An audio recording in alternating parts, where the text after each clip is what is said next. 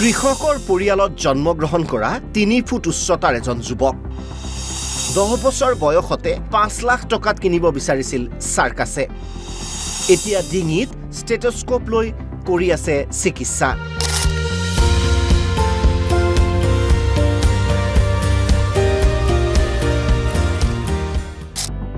হয় আমি ক'ব বিচাৰিছো গুজৰাটৰ ভৱনগৰৰ গোৰাখী গাঁৱৰ নিবাসী 25 বছৰীয়া ডক্টৰ গণেশ বৰয়াৰ কাহিনী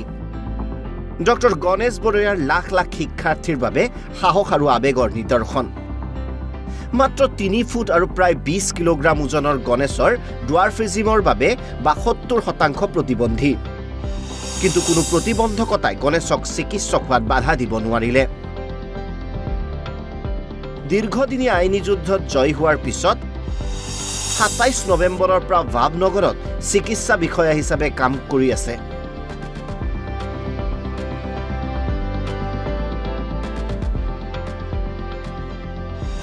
কিন্তু ডক্টৰ গণেশ বৰয়াৰ এই যাত্ৰা ইমান সহজ নাছিল মাত্ৰ 10 বছৰ বয়সত গণেশক 5 লাখ টকাৰ বিনিময়ত এখন সাৰ্কাছে কিনিব বিচাৰিছিল যদিও পিতৃ-মাতৃয়ে বিক্ৰী নকৰিলে তাৰ পাছতে উচ্চতা কম হলেও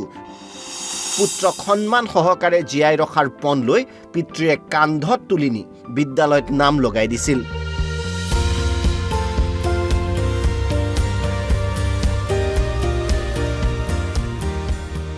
কিন্তু গণেশৰ জীৱনে তেতিয়া এক গতি লয়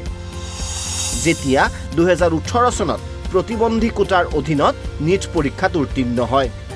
পিছে গণেশৰ উচ্চতা কম হোৱা বাবে ভাৰতীয় চিকিৎসা পৰিষদে গণেশক MBBSত নামভৰ্তি কৰিবলৈ অস্বীকাৰ কৰে এই সিদ্ধান্তক গণেশে আদালতত প্ৰত্যাহ্বান জনায় যদিও গুজৰাট উচ্চ ন্যায়ালয়ে ভাৰতীয় চিকিৎসা পৰিষদৰ সিদ্ধান্তক সমৰ্থন কৰে অৱশেষত মানসিকভাৱে ভাগি পৰা গণেশে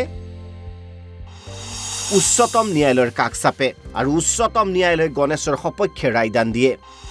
তাৰ পিছতে 2019 চনত ভাৱনগৰৰ চিকিৎসা মহাবিদ্যালয়ত MBBSত নামভৰ্তি কৰে MBBS তথা ইন্টাৰ্নশ্বিপ শেষ হোৱাৰ পিছত 26 নৱেম্বৰত ভাৱনগৰৰ ছাৰ টি জেনেৰেল হস্পিটেলত চিকিৎসা বিষয়া হিচাপে নিযুক্তি লাভ কৰে 27 নৱেম্বৰৰ পৰা ডক্টৰ গণেশে আৰম্ভ কৰে চাকৰি জীৱন मेरा नाम डॉक्टर गणेश विठल भाई बारैया है मैं भावनगर जिले के तलाजा तालुका के गोरखी गांव से बिलोंग करता हूँ ये सफर की बात करूँ और सबसे पहले मेरे स्टडी की बात करूँ तो मैंने प्राइमरी का एजुकेशन मेरे गांव से लिया है और माध्यमिक का एजुकेशन मेरे बगल के गांव से लिया है और साइंस का एजुकेशन नीलकंठ विद्यापीठ तलाजा में से लिया है जब मैंने 12th साइंस पास किया और उसके बाद आने वाली नीट यूजी के एग्जाम 2018 में दी और MBBS में एडमिशन के लिए अप्लाई किया तो मेडिकल काउंसिल ऑफ इंडिया ने मुझे मेरी डिसेबिलिटी की वजह से रिजेक्ट किया गया उस टाइम में खूब बहुत ही डिसअपॉइंटमेंट हुआ और मैंने ये रिजेक्शन की बात मेरे प्रिंसिपल नीलकंठ विद्यापीठ तलाजा के प्रिंसिपल डॉक्टर दलपत भाई कातरिया और रेवती सरवैया से की तो उन्होंने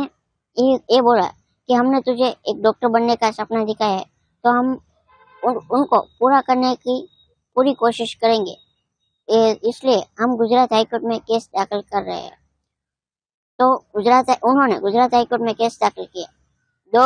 मंथ के बाद गुजरात हाईकोर्ट में हम केस हार गए फिर उन्होंने सुप्रीम कोर्ट ऑफ इंडिया में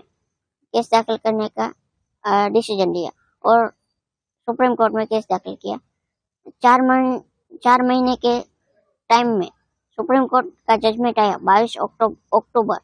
2018 को कि आपको MBBS में एडमिशन मिल सकता है और उसकी आपकी डिसेबिलिटी की वजह से आपको कोई रोक नहीं सकता और तब तक मेडिकल की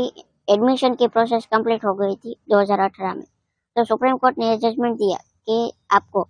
2019 में नीट की एग्जाम दिए बगैर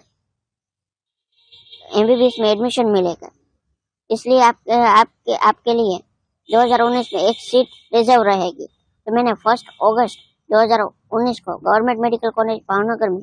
MBBS में एडमिशन लिया और ऐसे मेरे MBBS की जर्नी स्टार्ट हुई और फरवरी 2018 में मेरा MBBS कंप्लीट हुआ 1 अगस्त 2019 को मेरा MBBS का एडमिशन हुआ और ऐसे मेरे MBBS की जर्नी स्टार्ट हुई। फरवरी 2024 में मैंने MBBS कंप्लीट किया और मार्च 2025 में मैंने इंटर्नशिप के साथ MBBS कंप्लीट किया और अभी मुझे मेडिकल गुजरात सरकार के नियम अनुसार 1 साल के लिए बॉन्डेड मेडिकल ऑफिसर की ड्यूटी आती है। तो इसकी पोस्ट पे मुझे सर्टी जनरल हॉस्पिटल में मेडिकल ऑफिसर की पोस्ट पे नियुक्त किया गया है। जी, पेशेंट को चेक करने में थोड़ी बहुत दिक्कत रहती है कि अगर कोई पेशेंट अनकॉन्शियस हो यानी कि बेहोश हो तो उनको ट्रीट करने में थोड़ी बहुत प्रॉब्लम रहती है। पर जो पेशेंट कॉन्शियस है तो उनको वो भी कोऑपरेट करते हैं और ऐसे उनको आसानी से ट्रीट कर सकता हूँ। जी, कई तरह के फीडबैक मिलते हैं। कभी कभी पॉजिटिव फीडबैक मिलते हैं, कभी नेगेटिव भी मिलते हैं। और कभी कभार ऐसा होता है कि पेशेंट बोलते हैं कि मैं इनके पास ट्रीट नहीं कराऊंगा, तो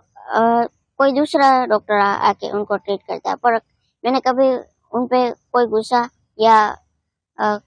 क्या डिसअपॉइंट नहीं हुआ। शायद उनके भी अलग ही थॉट होंगे और जो नेगेटिव लोग होते हैं उनको कभी पॉजिटिव हो ही नहीं सकते। तो ऐसे रेयर ही केस होते हैं जो नेगेटिव फीडबैक देते हैं, but mostly patient positively behaviour करते हैं और पॉजिटिवली फीडबैक देते हैं और अच्छे से कोऑपरेट करते हैं।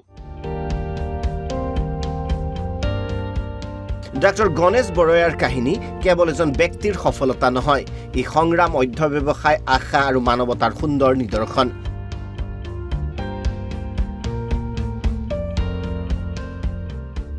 নিউজ ডেস্ক, অসম লাইভ 24।